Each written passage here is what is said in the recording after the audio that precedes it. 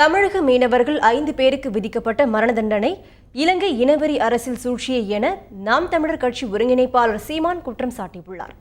இதுகுறித்து இன்று அவர் வெளியிட்டுள்ள அறிக்கையில், போதைப்பொருள் கடத்திய குற்றச்சாட்டை நிரூபிக்க முடியாத நிலையில் கொழும்பு உயர்நீதிமன்றத்திற்கு வழக்கை மாற்றி தூக்கு தண்டனை விதிக்கப்பட்டிருப்பதாக குற்றம் சாட்டியுள்ளார்.